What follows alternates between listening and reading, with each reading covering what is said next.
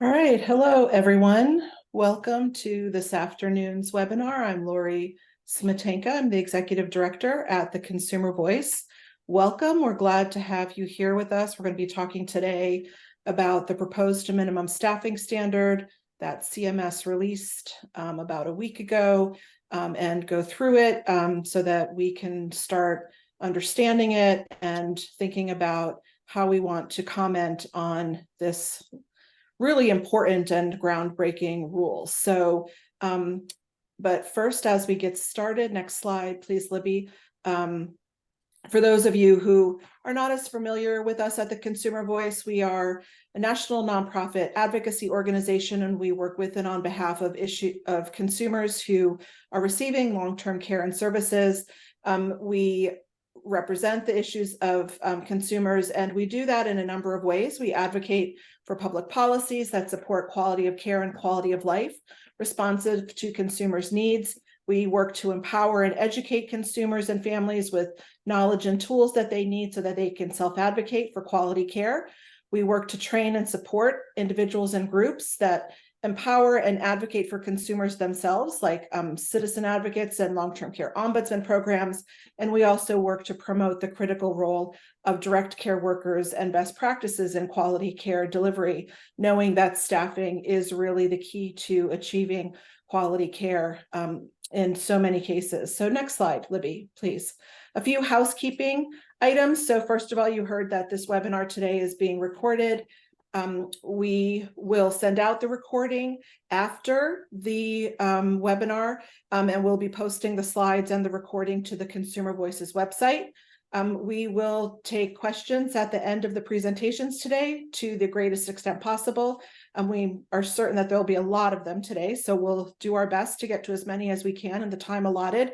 So please use the Q&A feature on your control panel if you have questions, and we'll go through them and try to get to as many as we can. You can use the chat feature to respond to questions or make comments of things that you're hearing about. And please also complete the evaluation questionnaire when the webinar is over. And as I mentioned, we will be posting all of the information from today's webinar on the Consumer Voice website. So next slide, please, Libby. So today, we're thrilled to have Dr. Charlene Harrington, who is a professor emerita from the Department of Social and Behavioral Sciences at the University of California, San Francisco, with us, and also Sam Brooks, our Director of Public Policy here at the Consumer Voice. And we are going to go through the materials for you today. So next slide, Libby. Next slide, we'll just go through, we'll start with the agenda. So we wanted to talk a little bit about how we got to this point where we're talking about a proposed rule for minimum staffing standards. And, we've been advocating with so many of you around inadequate care, poor care, lack of dignity and respect that residents experience, a lack of quality of life that residents experience in long-term care facilities for decades.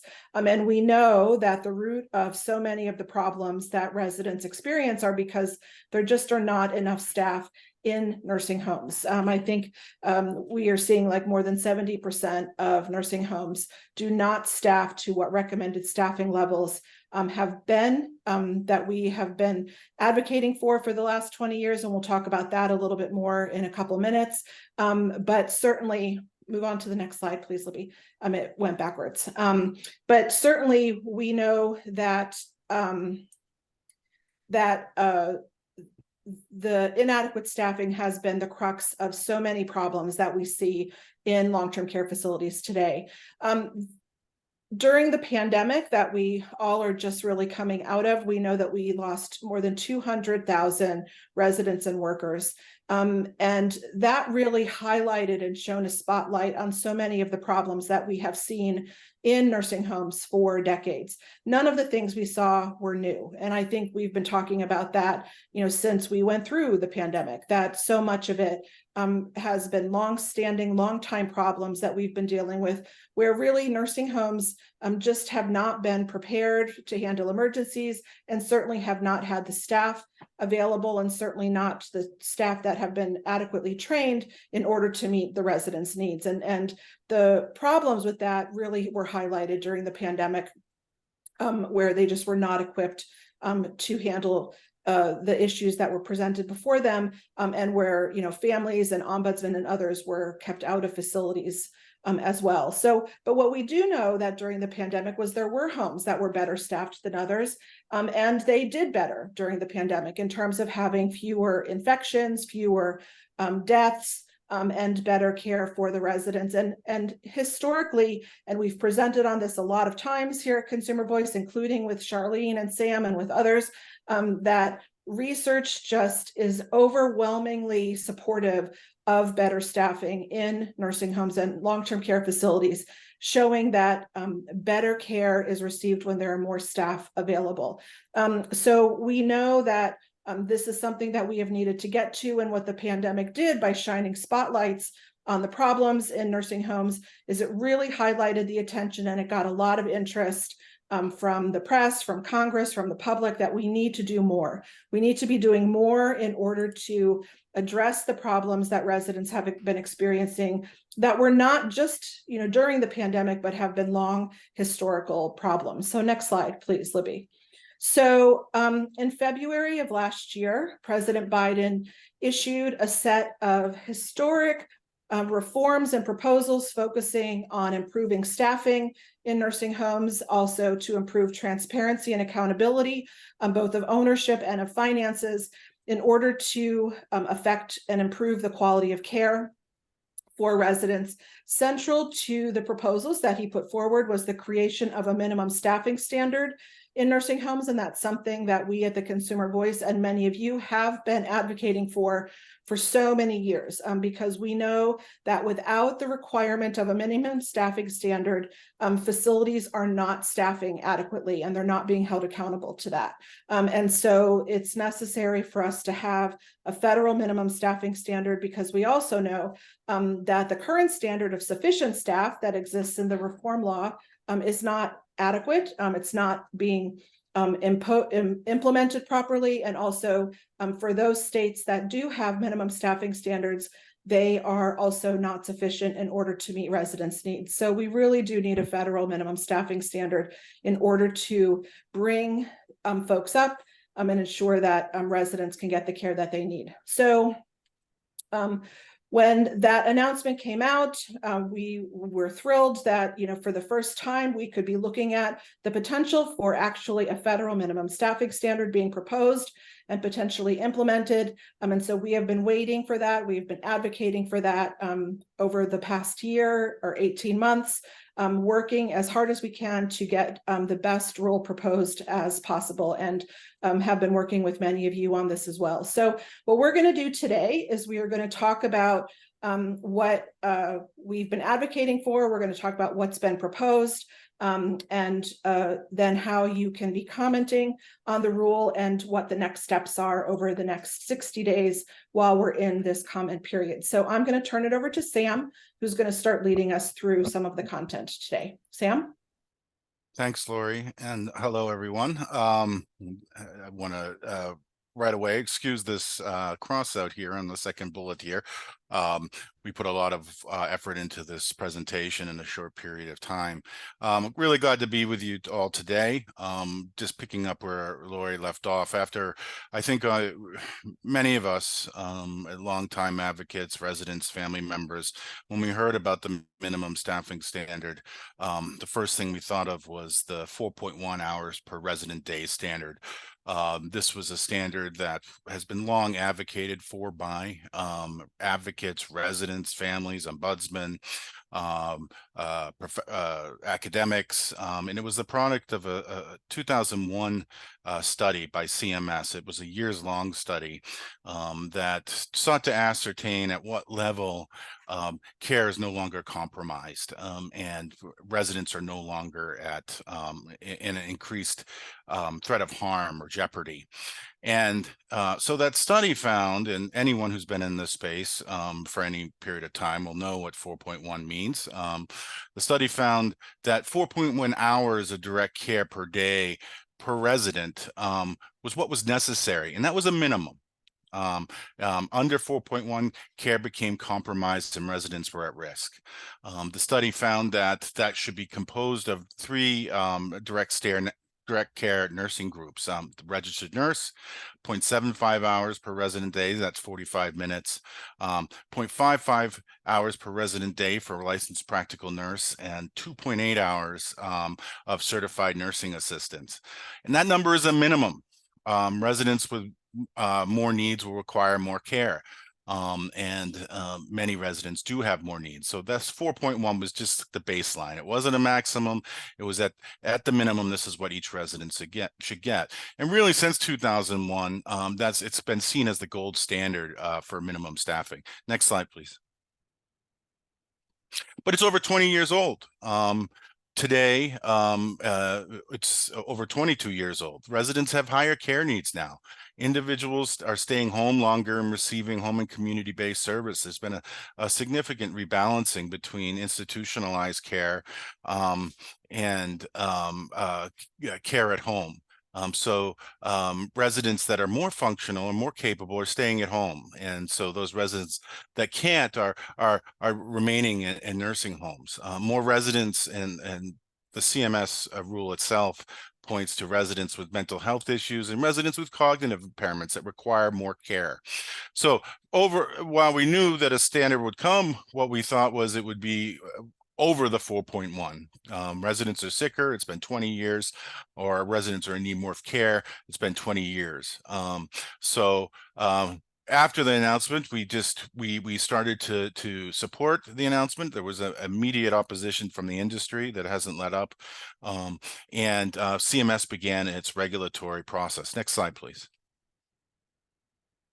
So it's been about 18 months before this rule was proposed. The most initial action that CMS did was they issued a request for information in April of 2022. It was very long. I think it contained 17 questions, and Consumer Voice with hundreds of other commenters expressed really overwhelming support for a minimum staffing standard, and provided copious evidence that staffing is effective, and that there should be and how it could be affected into a regulation. CMS then undertook a staffing study. This study was three-pronged. It consisted of initially a literature review of the academic work that has been done, qualitative, which consisted of going out and talking with stakeholders and visiting nursing homes and trying to get input from administrators and residents and workers. And the last was the quantitative aspect, and probably the most important and influential part of this this study. And fortunately Charlene Harrington will take us through that, which is really critical to this rule. Next slide, please.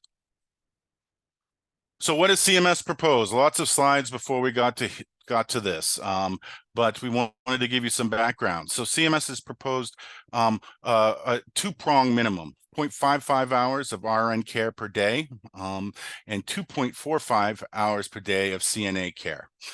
They have not proposed any minimum for licensed practical nurses. So it's a total minimum staffing standard of 3.0 hour per resident day.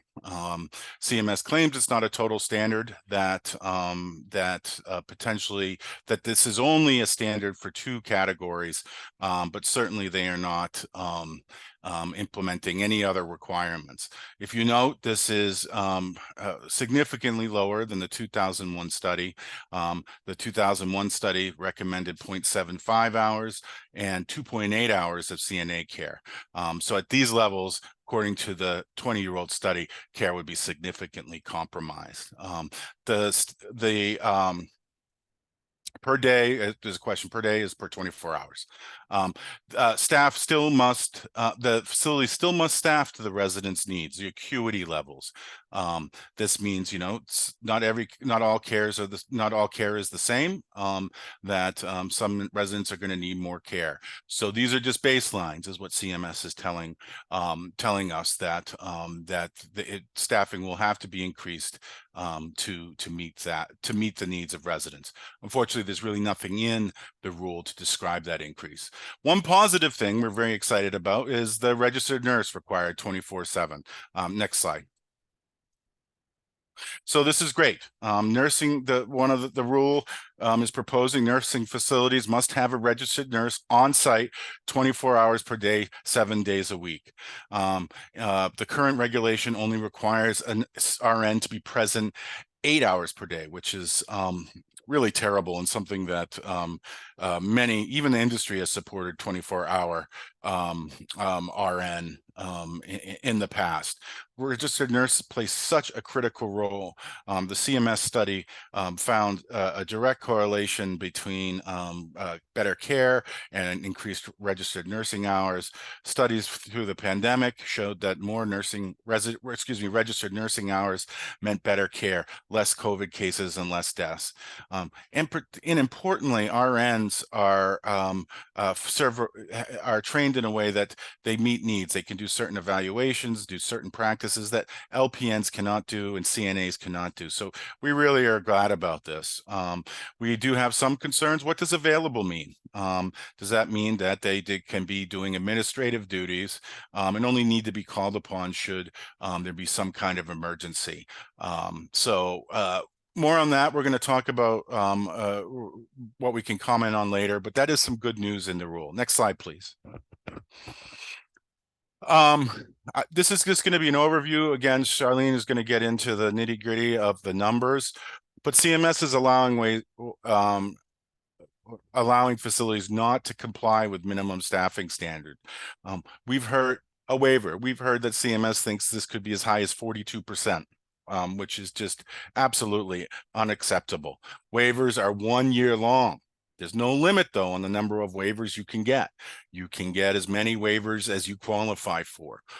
So for some facilities, some residents, they will never benefit from this minimum staffing standard at all, or could never benefit from this minimum staffing standard at all. There's 4 criteria that must be met based on location, good faith efforts to hire, demonstrated financial commitment, and certain exclusions from, and we'll go over each of these in a second. Okay, so let's go to the next slide. The first prong of the waiver is location. Supply of health staff not sufficient. So they have to show that the provider population ratio is 20%, or they call 40% medium and 20% low. So in your area, this is a multi-step calculation using data from BLS, the Bureaus of Labor and Statistics. If you can show that you're in an area that is experiencing insufficient staff, you get you qualify for the first prong. These are all inclusive. You have to meet all 4.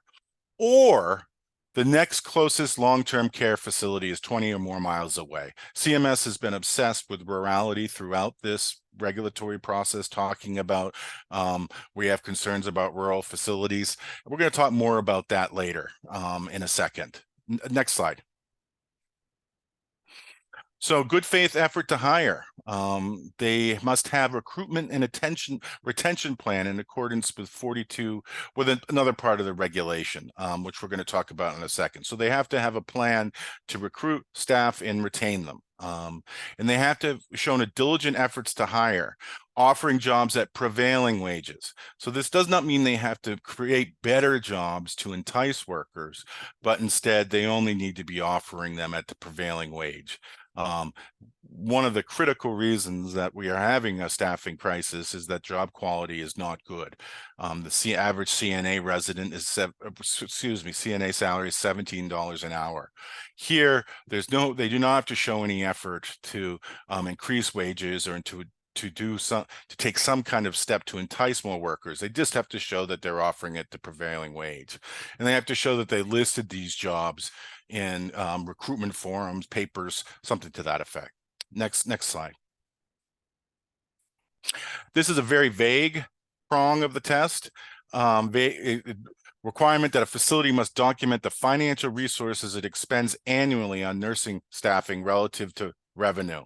They do not give any, maybe this is a percentage, or, you have to be below, you have to be, spending 80% of your revenues on staff. It's not clear to me what this is. I imagine it will be developed later in sub-regulatory documents, but it certainly will be something that we'll try to offer comment on. Next slide. So there's exclusions from waiver. You can't get a waiver if you are in one of these categories. You can't be a special focus facility. Good news is for facilities, there's only 88 special focus facilities in the country out of roughly 15,000 nursing homes. So the chance that you're a special focus facility is about 0.02%. You cannot have been cited in previous 12 months for certain staffing violations. I'm not going to read them to you. These are the violations here. If you've been cited in the previous 12 months for any of these, you'll not be eligible for a waiver. And you fail to submit submit staffing data, payroll-based journal. Facilities are required to submit staffing data that comes from their payroll, and this is how CMS ascertains and determines staffing levels in facilities. So if you fail to do that in the previous 12 months, you're not going to get a waiver. Next slide. Consumer Voice opposes all waivers. All residents, regardless of geographical location, are entitled to safe and high quality care. It's intolerable to us that facilities will be allowed to operate at levels that harm residents. We see waivers as really a continuing of the status quo. Amazingly, facilities will still be allowed to accept new residents, despite the failure to be able to safely care for the current residents. There's no ban on admissions. You have to attest that you are unable to provide adequate staffing to the current number of residents that you have, but you're allowed to add more residents and increase that problem. And no requirement that facility creates better jobs or invests in staff. There's no showing that you're adding, you're offering wages over prevailing rate, or you're offering some kind of benefit or training subsidy. Nothing like that at all. And turnover isn't a factor. 50%, CMS, estimates turnover to be 50% annually.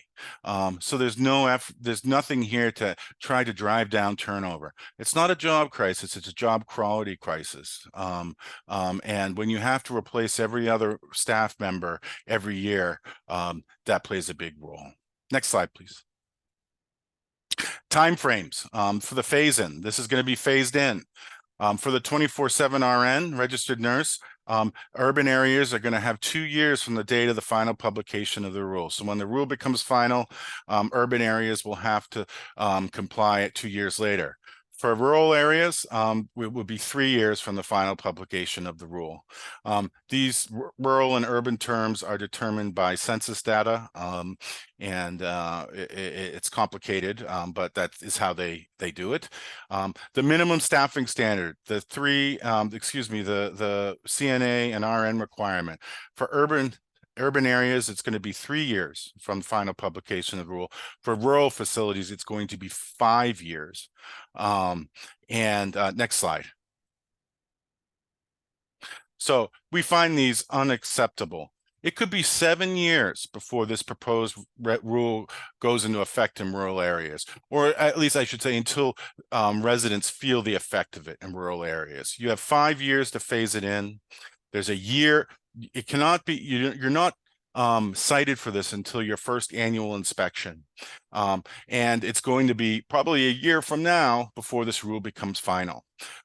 So it could be 7 years. I invite you to imagine how many residents today will be alive 7 years from now to enjoy this low staffing standard. And what is most troubling about this is that the study itself, the app study that Charlene is about to discuss, found that staffing in urban and rural areas is almost identical.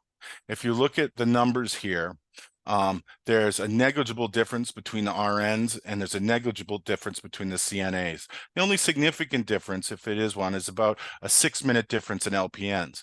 But remember, they have chosen not to regulate LPNs. So this focus on rurality is just not supported by the study. If you look here, it's just not supported. So next slide, please. After all that, I'm going to turn it over, and we're just so excited to have Charlene here, Dr. Harrington here, excuse me, to walk us through the study that underpins this regulation. Thank you. Thank you very much for inviting me. And as Sam said, I'm going to be talking about the APT study. Next slide, please. The APT study, I'll start out with the fact that it has some very positive findings. Nursing homes with higher staffing perform better on quality and safety measures, and there's no ceiling on improvement. RN staffing has the strongest effect on quality and safety, while LPN staffing did not have a consistent relationship.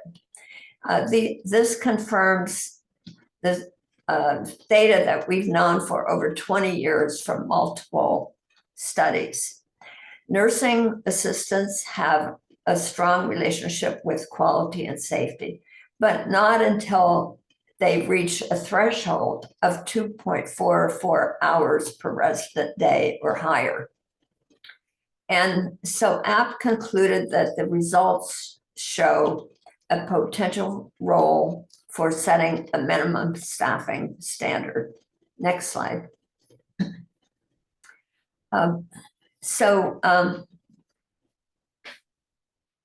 The APT study looked at quality and safety measures as the outcomes, and they had a design that has some flaws in it. First, the quality measure came from Care Compare, and it included self-reported measures such as pressure ulcers that are known to be inflated by nursing homes to improve their score. In terms of safety, they used the health inspection ratings from Care Compare, but they picked the survey dates between October 2020 and 2022 in the middle of the pandemic, when surveys were very infrequent. And they admitted that 34% of the nursing homes were not surveyed within the 2 years prior to December 2021, and 16% were not surveyed prior to December 2022. So I think they should have used 2019 data to determine safety. In addition, they set the quality and safety standards to be whatever the average facility had. So all measures were based on how nursing homes perform compared to each other, and not based on what was high quality care. Next slide. Of course, the study looked at nurse staffing, and they used the payroll-based journal data from 2021 and 2022. And to their credit, APT looked at the full range of the staffing levels across all types of nursing staff. And as I said, they found that higher the staffing, the higher the quality for all facilities. Next slide. So, but the APT study only looked at 4 nurse staffing scenarios in terms of trying to set the minimums. And you can see on this slide that the black represents the 4 scenarios that they looked at, which they categorized as low, medium, higher, and highest. But they excluded the 3 highest categories, which are in blue, which would be at the 80th, the 90th, and the 100th percentile. So here you can see the red is what CMS picked in terms of their regulation, the 0.55 for RN, and the for nurse aides, the 2.45. Next slide. So the scenarios were not based on clinical outcomes, but they were really based on cost considerations. And as Sam pointed out earlier, the 4 options that they looked at were all below the 4.1 total nursing hours per resident day. That was the standard in the 2001 study. The RN levels were all below the 0.75 RN standard. And the nursing assistant hours levels were below the 2.8. So they didn't even look at the 2001 standard and test it. And in addition, the RN level that they selected, the 0.55, is well below the 0.67 RN hours that is the national average.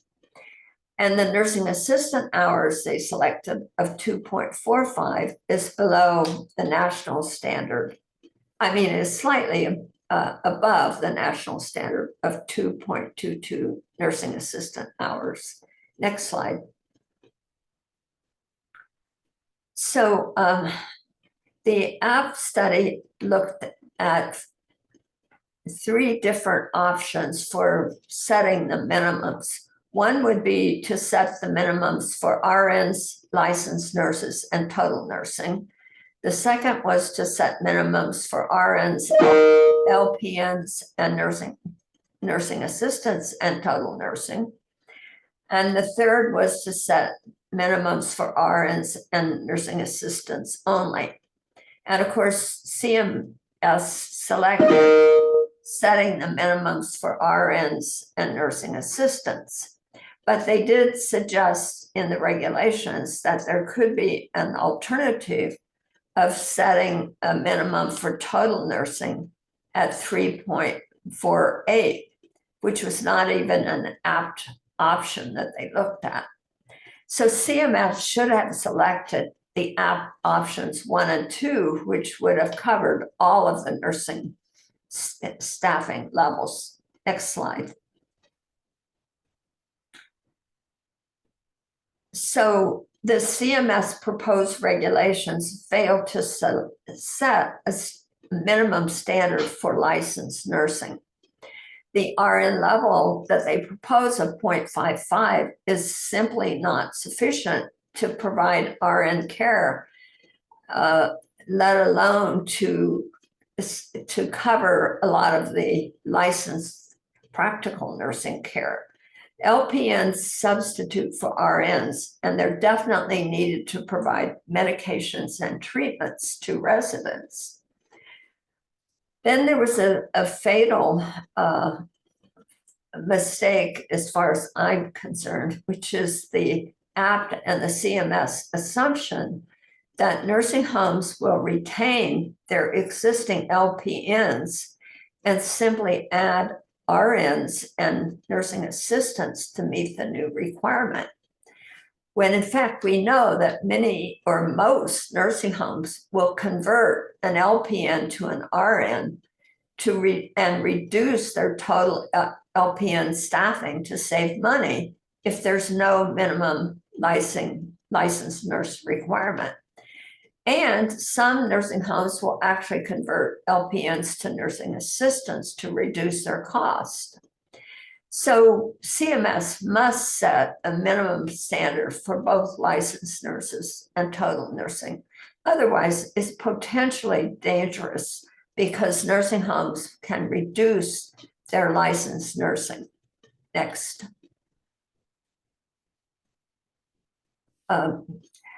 The other major concern is that APT failed to use its own simulation model that they did for licensed nursing, and CMS ignored this the simulation study. APT conducted a limited simulation model for RNs and LPNs to determine the effect of staffing levels on admitted care. The model only estimated 5 tasks out of dozens and dozens of tasks that licensed nurses do every day. And it did not estimate the interruptions in care caused by urgent problems and emergencies. But in spite of this limited model, APT simulation estimated that they need at least 1.4 to 1.7 licensed nursing hours to reduce delayed or omitted tasks to less than 5%. And I want to point out that the text misstated the findings because it said that 1 hour of licensed nursing per resident day was sufficient to reduce omitted tasks. But in fact, the study found that that would result in 19% omitted care. So in other words, medications and treatments and other work would not get done. So CMS didn't adopt this recommendation. Next point, next slide. The APT study also noted the previous seminal research that Schnelly and his colleagues did on simulating the amount of time needed for nursing assistants to keep omitted care below 10%. And those models show that you need at least 2.8 CNA hours for low workload situations and 3.6 nursing assistant hours if there are high workload situations. So that translates to 1 nursing assistant to every 7 residents for a low workload situation. Under the proposed CMS regulation, then of 2.45 for nursing assistants, facilities would be omitting 20% of the care each day for all of its residents. Next slide.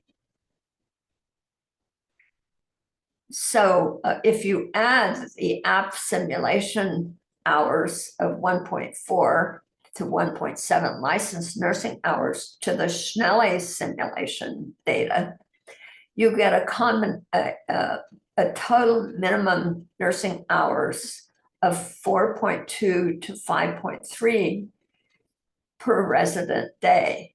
And this finding is, in spite of how limited those models were, is much more consistent with what experts have recommended for minimum staffing standards. Next slide.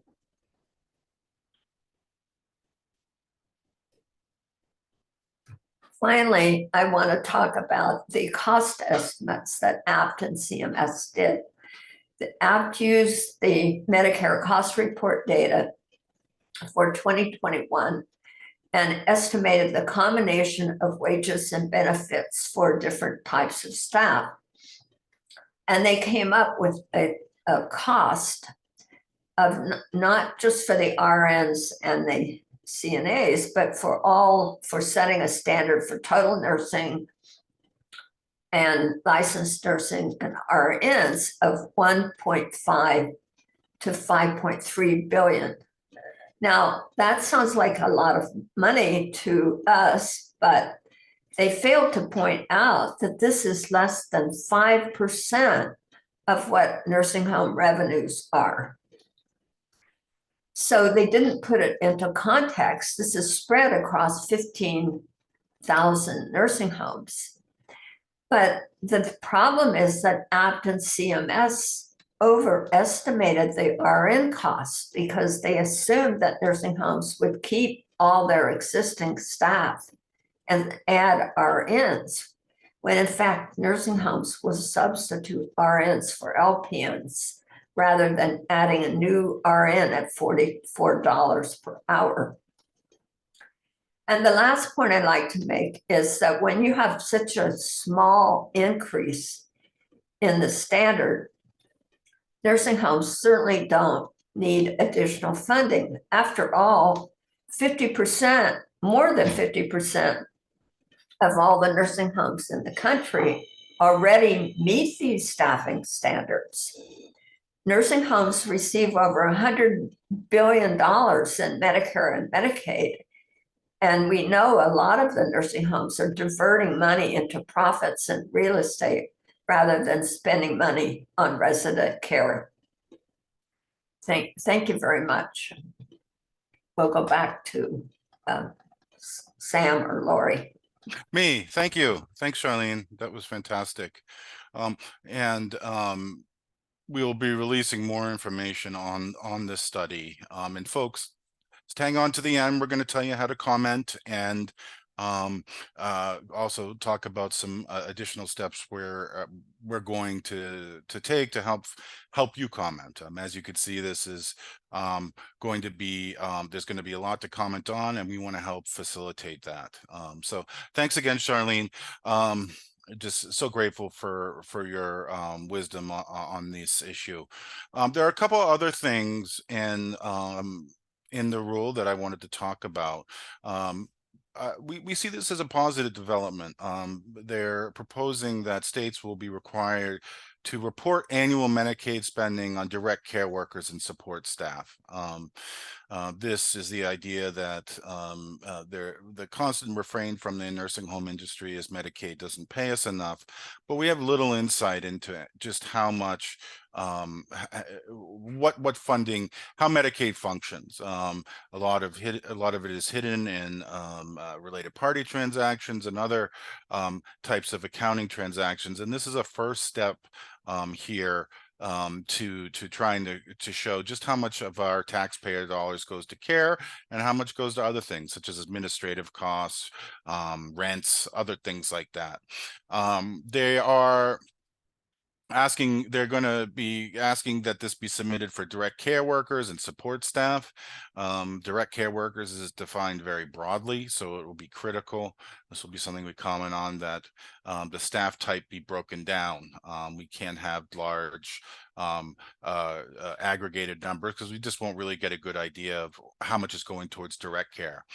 Good news is this data is supposed to be accessible to the public on a state-run website. So the state will have to make this available to us so we can see it. It's just a reporting requirement. It did not, this is not, and the MPRM makes very clear that this is not a requirement that facilities spend a certain amount of money on of each dollar on care. The MPRM says they just didn't have enough information to do that. But we would point out that they just proposed a similar spending requirement in the HCBS setting, Medicare Home and Community-Based Services setting. And it's unclear to us why they have enough information to do it there, but not here. We do see that as one of the most critical reforms down the line, is that requiring that our money goes to the direct care staff, a certain portion of each dollar. Next slide, please.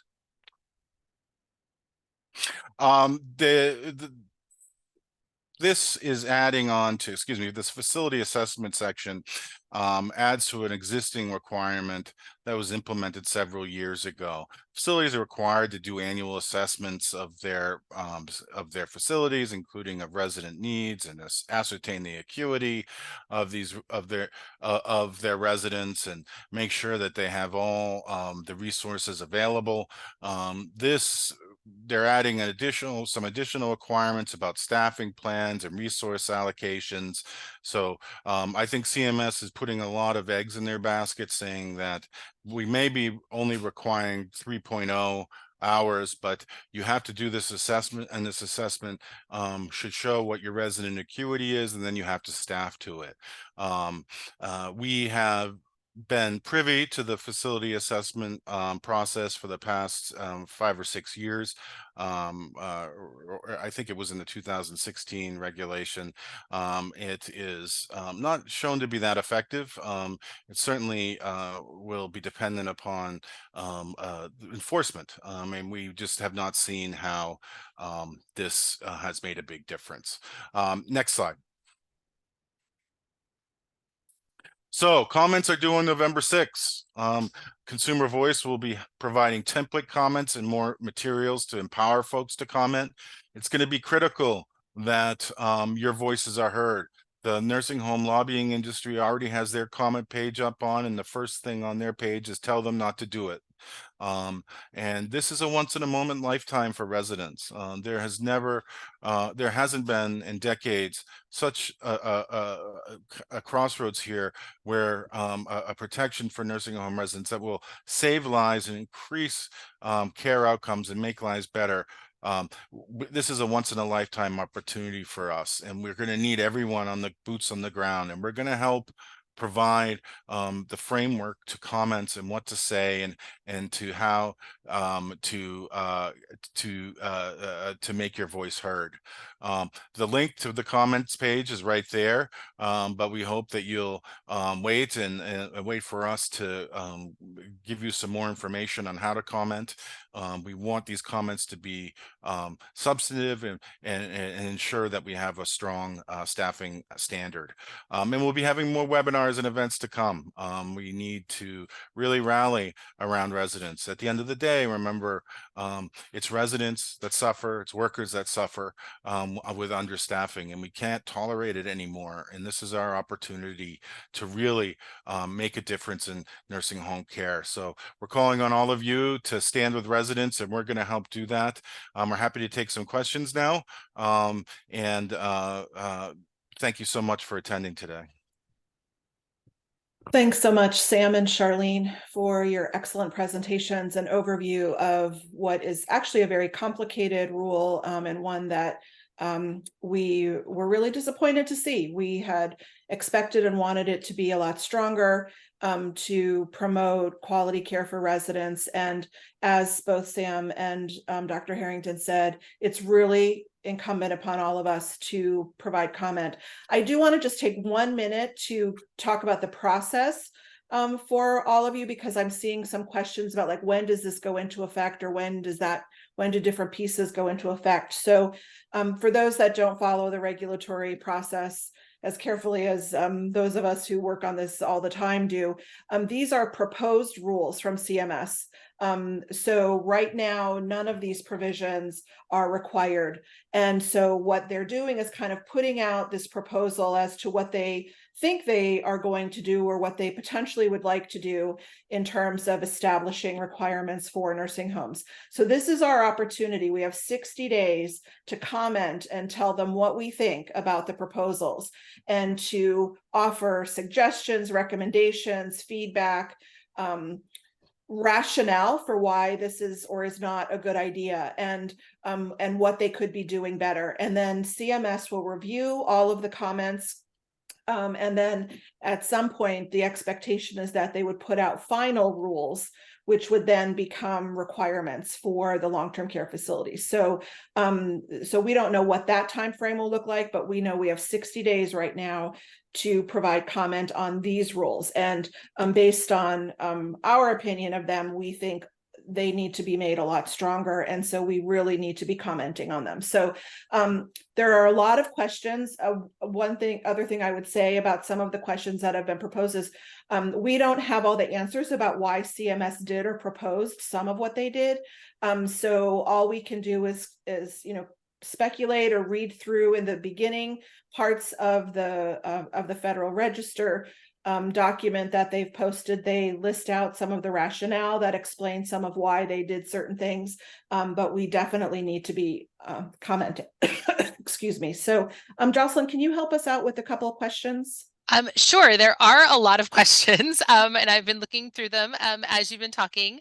I want to ask a really basic one first. I'm sorry, Sam, I saw you actually respond a couple times in the chat, and this is and forgive me to the person who asked, because I think this is I don't say this is a basic question in any way to make it sound like it shouldn't have been asked, but there were some people asking about what the definition is of resident hour per day. And then there were some people talking about that as a ratio. And so, Sam, I know that's like a pretty beginner's question, but I think to make sure everyone understands what we're talking about when we're talking about this many hours of resident time per day. Sure. Well, it can be very easy, but it can also be very complicated depending Right. how you look at it. What we're talking about is hours per resident day. So the idea that you have, say, we take the 4.1 hours per resident day. That means that on average, each resident in there needs to be enough staff to have provided that amount of care. It's a division. It's simple math. You take the amount of staff and you divide it by the number of residents and you get an average. But it should be broken down again among the staffing, the different workers themselves, RNs, LPNs, and RNs. And it's true. We strong in our responses to the RFI, we strongly told them to print them to also offer them as ratios, 7-to-1, 8-to-1. People understand that much better than they understand 4.1. And the good news is that you can convert HPRD, the hours per resident day, to those ratios. It's a little more complicated, but it's not two different things. And I'm not going to go into that calculation now, but we agree that it's much more easy to count how many residents there are and how many staff there are when you're there than it is to try to time and ascertain how many hours are being provided. So it is a good question. Great. Yes, and no, it is a good question. That's why I asked it. I just wanted to make sure we all were on the same page regarding that, because it can be tricky and confusing, as you described. So there were a couple of questions about enforcement, and whether or not the proposed rule changes anything with respect to enforcement. And so I just wanted to ask that. Well, I can chime in on that one. I mean, this past year, the Senate Aging Committee issued just a really amazing report, and a depressing report showing how state survey agencies who would be responsible for enforcing these rules are experiencing historic job crisis. There's openings everywhere. As Charlene indicated, there is certainly a delay in annual surveys and complaint surveys. So this will be dependent upon enforcement. And the regulations themselves anticipate that the surveyors will have to go out and they'll have to ascertain the acuity and do all of this intensive work. And then if they're found to not be compliant, to issue a citation. And you're only as good as your enforcement, and that is certainly true. And that doesn't mean we don't push for a regulation, but what it means is that we have to let our legislators know that we need increased money for enforcement. There hasn't been a bump in the budget in I think almost 10 years in the enforcement budget. And that's something that we'll be pushing for as well. They need to create good jobs for these state surveyors so they can go out and enforce them. And one of the good things about this, though, it's one of the easier things to enforce because it's all based on data. You can look at the payroll data that they're submitting and you can add it up. But nevertheless, someone needs to enforce it. So I agree 100%. You can write the best regulations, but unless you enforce them, they're not going to get you anywhere. So we have a battle for us on that front as well. Thanks. And then a couple more questions were actually about the waivers. Someone was asking whether or not the waivers will be made public, and whether or not people, if they're looking for a facility for their family, will be able to have access to see which facilities have waivers. And then someone else just asked what the 12-month period looks like of compliance. Is it annually or on a rolling basis? Well, sorry, I seem to be taking all the, Charlene, I don't want to steal all your thunder, but yes, the regulations, the proposed rule says, yes, they will post it publicly.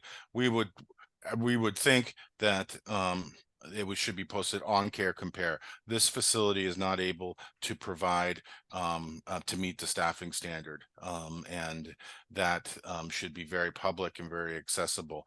The waiver, remember, what happens is how they're assuming this is going to happen is the state survey agency goes out and determines compliance.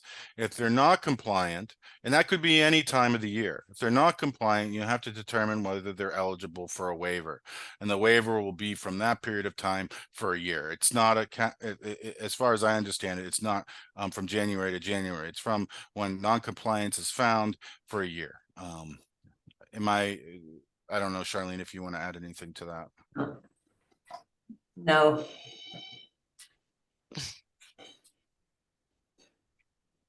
Okay, I can move on to another question then. Yeah, next question, Jocelyn. So there are actually several questions that have to do with comments and what people should write that would best support residents in comments and things like that. And I just want to say, and I know this was already said, we're going to be putting out a lot more information on comments as we write our comments, and we will be issuing templates and things like that for everyone. But someone asked, and Charlene, I'm wondering if you might have an answer to this, what sort of resources there might be out there, or where people should look for resources to show like a negative impact of understaffing on workers or other things if people want to use research in their comments. Do you have any suggestions for them on where to go? Well, a group of us, of nurses and other professionals, have come up with a long list of research studies, and we are going to be using a lot of those research studies when we put our comments together, and we will definitely make those available to Consumer Voice and other people. I would also direct people to our comments on the request for information that CMS had put out last year, which we worked with Charlene in developing those, and they also in the footnotes have references to a lot of the research that is out there, and those are available on the Consumer Voices website under the Policy and Advocacy tab, and under long-term care issues. There's a staffing section there, and you can get a lot of information there as well. Great, thank you. Switching topics a little, someone asked whether or not any consideration was given to staffing, permanent staffing versus staffing coming from temporary staffing agencies, and whether or not we should advocate against facilities that use a high percentage of temporary staff, and just if that factored into the proposed rule at all. There's been some discussion. It does not factor in a lot, I should say, and this is one of the arguments that the industry uses, is that it's going to end up in a lot of staffing agency. But remember, the industry doesn't mind that, because more often than not, they own the staffing agencies. For instance, Genesis Healthcare was one of the big providers in the country, uses a lot of staffing agency, but they also own the staffing agency that they use. So that is. And remember, they pay significantly higher wages to those temporary staff, and these are monies that could be going to a permanent staff. As to whether it should be limited, it's outside this comment period, but it's not. It's certainly something that could result from it, but they're not soliciting comment on it. Don't really discuss it much in the NPRM, if at all. I don't remember seeing it. So I think we probably have time for one more question. And please know that we'll be cataloging all of your questions. You've raised a number of issues that I think need to be addressed in comments. And we will be holding more programs over the next couple of weeks to try to respond more and answer your questions as best we can, and give you more information and feedback about how you can comment as well. So stay tuned for that. So maybe one more question, Jocelyn. Sure. So Is anyone concerned that a strong opposition to the proposed rule might lead to a decision to decline to issue any regs regarding this, or to the decision to not move forward with a rule? Well, I think we are concerned, but that's why we have to present a really strong argument as to why, in our comments, as to why this is critical. It's easy to argue for nothing, and that's really what the industry is doing, is saying don't do anything. What we have on our side, though, is the stories of suffering from residents, their loved ones, from workers. So what we are going to do is help you present the most potent and effective comment that should not be ignored by the industry, by the government. And we have to move forward, that we are going to win this fight, and that we are going to protect residents. We can cross that bridge when it comes, but the most important thing is, remember, the people who don't want staffing standards are infinitesimal compared to people who do want them. So that's the voices, those are the voices that need to be heard. It's not hard to get, we have to get those voices out. So of course that's a concern, but we keep marching on, and we're going to do our best to make this a strong staffing rule. So stay tuned for more. Thanks.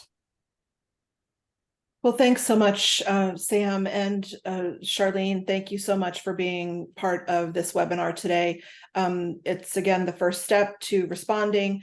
We'll be sending out more information to you as the days and the weeks are going by. Know also that this recording and the slides will be posted to the Consumer Voice website and emailed out to everyone who's been registered today.